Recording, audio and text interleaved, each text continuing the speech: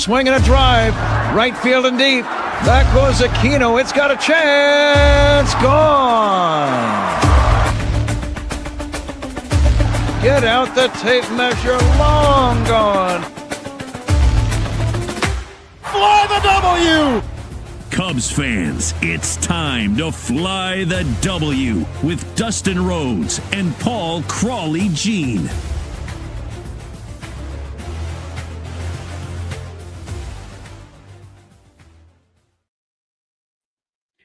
You are listening to the Fly the W podcast. Don't forget to listen, download, review, and subscribe to the Fly the W podcast. Leave those 5-star reviews.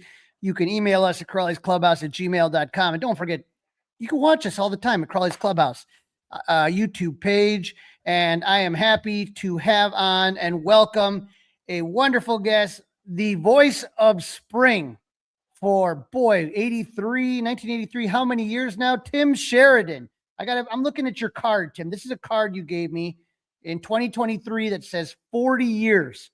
So we're going to have to say 43 years? This is going to be 43rd consecutive. Yes, sir. Oh, my God. Where does the time go, Tim? That's what I asked myself. I freaking asked the same thing. I can't be that old. Well, you started young. You started in college. Tell our listeners how you run into this gig. Yeah, it was one of those kind of right place, right time deals. I was taking a class at Mesa Community College, broadcasting major at the time. Someone came into the class, said, "Who wants to help out at Cub spring training?" Very quick reflexes, got myself over there. Two of us went over that spring, and we got to the ballpark the first time, and they said, "Here's what's going to happen. One of you is going to answer these phones and be the spotter, and the other is going to do the public address announcing, however you guys want to slice it up." And we had no idea that's actually what we were going to be doing. So it was a little bit frightening and intimidating for a couple of 20-year-olds. We're like, we're actually going to be announcing? Okay. So we did, and yeah, that's how it started. And it's just an unbelievable history when you think about it. And, looking at this card, today is the anniversary of the day that we lost a legend, Harry Carey. And this is a picture of you and Harry many, many years ago. But I mean, to think about all the years that you got to spend with Harry Carey when, over at Hohokam Park and all that, it just, sometimes you got to just pinch yourself and just say, man, I was just thinking it's been since 98. You know what I mean? We're just so many years away since it's happened, but Harry's always been like, to me, just this presence that's never gone away. He really has been. That guy created a very large shadow that just kind of seems to kind of hang on. I don't know if it's the everyman broadcasting style and the big glasses and the fact that he liked to drink an ice cold beer. Those things kind of resonate with fans. And yeah, I was lucky enough that they only announced, I'd say, about 3 to 5 games on television in spring training back in those days. And the thing about Harry was he would show up when he didn't have to announce, and he would come and sit in the stands and drink a beer and watch the Cubs play like everybody else. It was crazy. So fans would, come and get autograph while sitting there, then they'd go away. And he didn't ever seem to mind, which was really good. I would see him after the ball game because that old Holcomb Stadium, the one that I was basically in from 84 until 97, when they tore it down after the 96 season, it had a wide open press box, so you could literally just reach out to the fans who were, if they stood up, their heads were literally almost right in your lap there. And Harry would stay at the end of the game until the last person had an autograph. So I just really think you do those kinds of things, and that really endears you to the fans. So he had that going for him. And like I said, just how funny is it that people could actually block your view of the game? I know that Pat Hughes has the Voices of the Game CD with Ron Santo, and they were out in spring training, and he basically said, okay, there's somebody blocking my view. So Ron Santo's going to be taking over play-by-play. And the next thing you hear is Ronnie Santo yelling, "Can you please sit down?" So, I mean, just how, and for you to see, again, Ron Santo, very similar to Harry in that, as far as just the fan engagement and how much fun it would be out in spring training. Yeah, it was really just crazy for me because here I am, like say, the first spring in particular was obviously a really unique spring in 1984 since they hadn't won anything in quite a long time until that year. And then WGN was going on, so I had the ability to come and watch the games once spring training got over and really kind of became a Cubs fan. I grew up in Minneapolis, so I was a Twins fan growing up, and then my family moved to Arizona after my sophomore year of high school. So I ended up, and there was no Diamondbacks back then, of course. So I ended up becoming a Cubs fan through that course of that year. And just, the fact that I got to sit in between once Ron Santo came on board and Pat Hughes, I got to sit in between WGN radio and WGN TV when they were broadcasting because the PA spot was right behind home plate. I don't know whose idea was to put it there, but as a young 20-year-old kid, I was just like, pinch me. I can't believe it because I've got these, very interesting people, like you say, from Santo to Harry Carey. You've got all this energy. When the microphones were not on between innings, that's when the fun stuff happened. I can only imagine to be on a fly on the wall there. And so, when you are not broadcasting games and you're kind of just waiting, how much of a smile do you have when you board that plane to get to Mesa and get ready to start, when the season's right there and you're ready to start calling your first games? Well, for me, it's just like this special time of year, and it has been. I've been lucky enough, like you say, I don't know where the time has gone, but to be every spring, it's like I got to go on this incredible spring break that was with the Cubs instead of going to, the beach or wherever. I went with the Cubs and I've never had to give it up. It's like I'm still in college, at least for the spring break over the month and a half that the Cubs are here. So I just feel like completely blessed. And every year, is a new season. So with the Cubs, it's always like this is the next year. This is the year. So it's fun. The sights, the sounds, the smells. Arizona's weather is beautiful generally during this time of year. So uh, I'm just like in heaven when it happens every spring. Yes, and last spring was kind of interesting because it was a return of somebody you knew very well, Sammy Sosa, who, 10 years with the Cubs, and then all of a sudden kind of banished, and then last year he returned, and I was laughing listening to just how stunned he was of what the Cubs have now. If you're out at Sloan compared to what the facility Sammy was used to training in back in the day. Yeah, it's the difference is literally night and day. I was lucky enough. I was working on a documentary on the Cubs, and so I actually got to interview Sammy Sosa in the locker room at Wrigley Field, which now the old locker room at Wrigley Field obviously is long gone, but excuse me, the spring training facilities are like night and day above what Wrigley Field was when I did that interview because it was like a little maze you had to get through down there. I'm like, this is really the locker room for a professional team. It was crazy. So yeah, personally, I was happy to see Sammy come back. He meant a lot to the fans for a lot of years, and again, I'm not voting for a Hall of Fame or anything like that, so I don't have any, axe to grind in that situation. I just thought it was good to reconnect with an icon who was a part of Chicago and baseball for quite a while there, and really brought baseball back along with McGuire in the home run race after that, that strike situation. Because fans were, if you remember back, and you're younger, so it was probably a younger guy then, but yeah, there was a little animosity between the fans and the players and all that, coming into like 94, 95. So I just think it's about time that Sammy came back. And for you, when you see these guys, because Sammy was announced in the Cubs Hall of Fame this year, Jody Davis, when you see the Cubs Hall of Famers, how much do you enjoy and think about, you've seen so many of these guys pass through: Jody Davis, John Lester this year, Sammy Sosa, Aramis, Derek Lee, Grace, all these guys.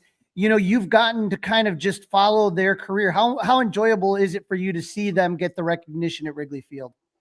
Oh, it's amazing, and like to say, I just feel humbled and just lucky and blessed that I've been able to be here every spring all these years. And here's an interesting stat: Ferguson Jenkins was actually trying to catch back on with the Cubs. He was with the Cubs in the spring of '84 as a pitcher. He ended up being they went their separate ways. I don't know how that all went down. I was like, say, I was a 20-year-old just happy to be sitting there watching a baseball game. I wasn't privy to any inside information. But the fact that Ferguson Jenkins was at least still trying to give it a go as an actual pitcher the first year that I was there also makes me feel a little old, yes. But just to see all these amazing players come through and for the most part be able to announce their names over the loudspeaker for Cubs home games, which includes people like Ernie Banks, because he wasn't playing, of course, but he would come and he would throw first pitches and things like that. So I just basically feel so lucky. Ryan Sandberg was one of my favorite names to announce in the early days, and I just it's so sad because he's just still was a young man, but so that's a tough one this off season here. But yeah, I just love being there, and life goes on, and I just hopefully I can keep showing up. And you bringing that up makes me think about one of the last moments I remember of Rhino was him coming out to spring training. And, he got surprised by his old teammates, Sean Dunston, who's in the who lives in Arizona, and Mark Grace, who lives in Arizona. So, if people haven't been to Mesa before, if they haven't been to Cubs spring training, that there are a lot of ex-Cubs alumni that come around and help out, whether it's Lee Smith. I know Fergie Jenkins has been there. Rick Sutcliffe has been there. Lee Smith will stop by. All of these guys that come by, it's just a kind of a cornucopia of just like, it feels like you're like going back in time to see kind of some of your heroes growing up. It really is. And that's, as you say, it's a special thing with spring training where before the games start, you can actually come and watch the practices over at Sloan Park, and you can get right up to the fence, and the players are just essentially would be like a high school, field where they're just inside the fence and they're doing their thing. And like say, you look around and there's Rick Sutcliffe. There's so and so. Because they do come around, and a lot of players who have done spring training here have found that Arizona is a very nice, warm place to kind of live and don't have to deal with the cold of Chicago or Minnesota, places like that. So I think it's a desirable place for the players to retire to and still have that connection of the team, and then they can go up to Chicago and Wrigley Field during the regular season and kind of do their tours up there. Yeah, and the thing that I love too is that like I was there a couple of years ago and I'm looking and I'm like, who is that? Why does that guy look familiar? Is that Rick Sutcliffe? No, it wasn't Rick Sutcliffe. It was Mark McGwire. His son Mason played for the Cubs. Yeah. And to see Mark McGwire in a Cubs uniform was definitely, we were talking about Sammy and McGwire. There's McGwire in full pinstripes, and I'm just going like, oh my God, it's just unbelievable. So exactly. Did you see a pig flying across the sky there? Right. Right. It's like, what's McGwire doing in a Cubs uniform? But Tim, for people that haven't been out to Mesa, why do you believe that someone should kind of come out to a baseball game at Sloan Park? What does Sloan Park have to offer that makes it such a fan-friendly experience? Well, so many things, but first off is they have this guy who's been announcing for a long time. He's got this very distinctive voice. No, I'm just kidding. but it's kind of funny though. I realized that I've been doing it so long, and that it's really like you could say people have like generations have heard the same voice. So there is a certain continuity, and I guess because I've become more comfortable in my role over the years, that I'm able to kind of give a little bit more energy to certain names, certain players. And I think there's something that just like, oh, I lost you. Gotcha. My tripod fell over. The reflexes still work, You're ready Crawly. for the foul balls. I literally caught that. She was going backwards. So there's the music. They're really doing a nice job of branding Wrigley Field slash Chicago with Sloan Park. So you get a mini feel of that, but yet everything is closer and more intimate. We hold 16,000 fans, which is a lot for a spring training ballpark, but not, compared to Wrigley Field or other ballparks. So you really can be up close and personal. Autographs are easier to come by if that's what your kid wants to do, those kinds of things. It's just this really fun. I like to say to people, it's just a great day to go out to the ballpark, and that's park, and have a hot dog and a beer and great weather. Maybe take off your shirt, get that winter belly all red, that type of thing. So um, you can't go wrong. Tickets are a little less expensive. They're a little more expensive than they used to be back in the day, but everything has risen. So but still, they're not what you're going to pay at Wrigley Field or a major league ballpark. So. Like you said, it's just and the games don't matter. You don't worry about wins or losses. It's just they're talking about Cub fans. Talk about the season, a cold one. For me, it's funny. I've seats, but I've sat in seats. I sit in the berm, left field berm, and to me Yep. that to me is a little bit of heaven. And one of the things I enjoy doing is seeing all the people. It's like a festival. Look at this picture right here, and the legend Tim Sheridan. Look at that picture. I believe that you're drinking. I think you're drinking a water, and looks like I'm drinking an iced tea in that picture. I would believe. Yeah. Oh, yeah. We were both just getting hydrated for sure. Yeah. Yeah. Definitely water. Definitely iced tea, maybe. Yeah, but that and the fun thing that you kind of talked about the generations, but like the people that go every year, it's almost like a family reunion. Oh, hey, what It are you is. doing? And, hey, and people are cooking stuff up. They're tailgating, and that's something that you don't really kind of get to do at Wrigley. And you just sit on that path between the Performance Center and Sloan Park, and it's the people watching and the player watching, and it's just so much fun. And that's why, like I said, I didn't go last year. I took the year off so I could go to Arizona for opening day to Phoenix, but I'm so excited to go out there. It's just like when I land and all of a sudden I just get out there and I get to Sloan Park the first time, like I have a grin from ear to ear. It's just like I feel like a kid in a candy store. It's exactly how I feel about it too.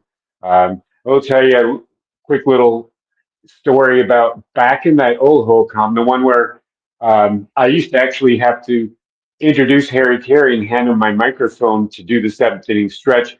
Whether he was down in the stands, he would always work his way up because he knew that that was a way of keeping his name. He was pretty good about, pretty savvy on promotion and being Harry Carey. So he would work his way up there, even if he wasn't announcing a game after he'd had a few beers. He might have been feeling pretty good at the time.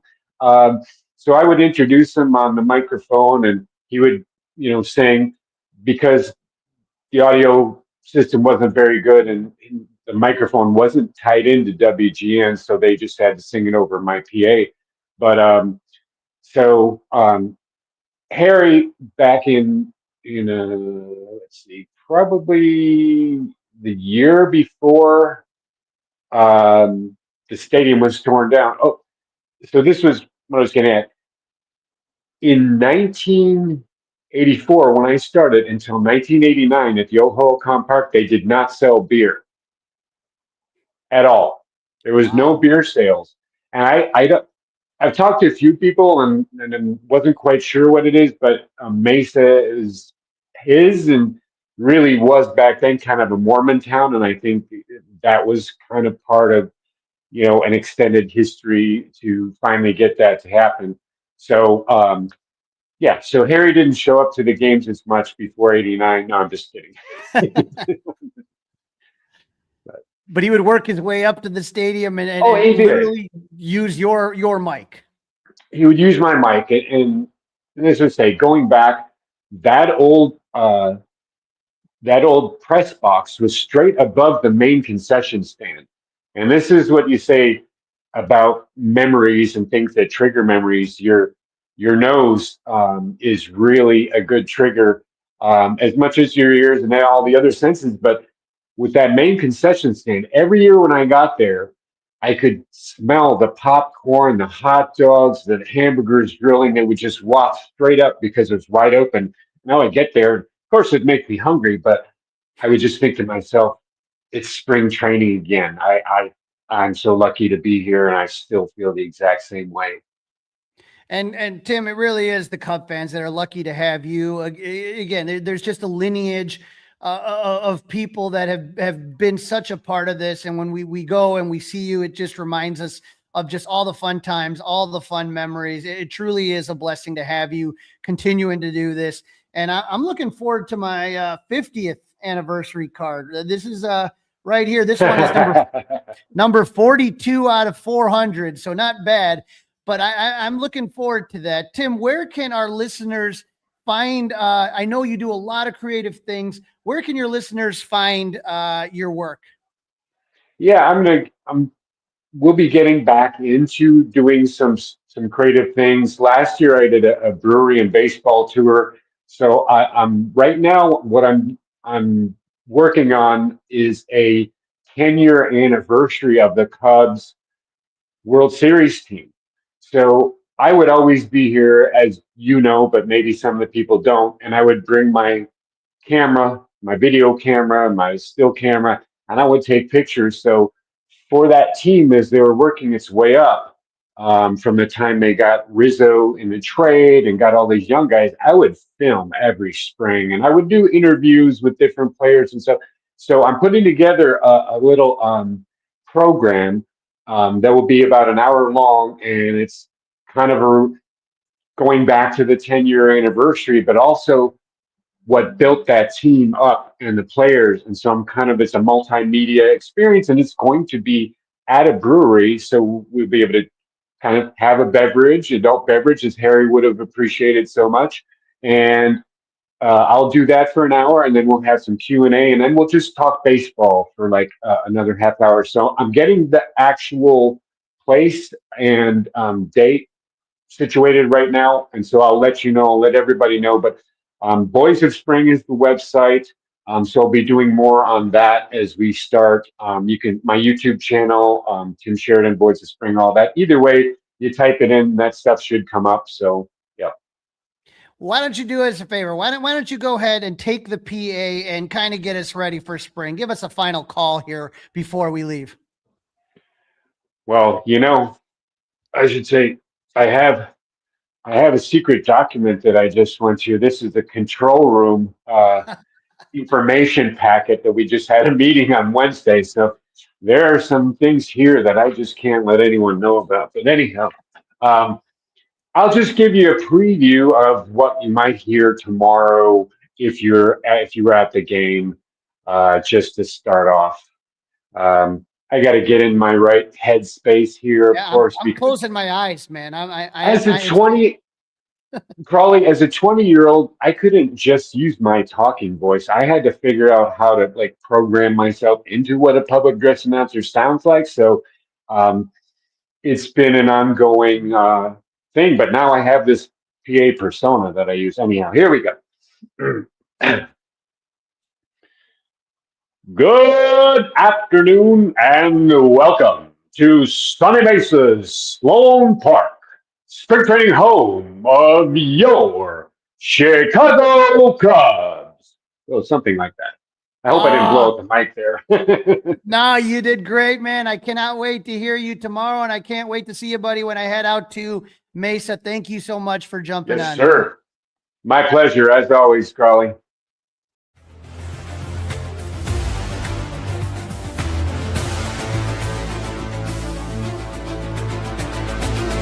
It's all over.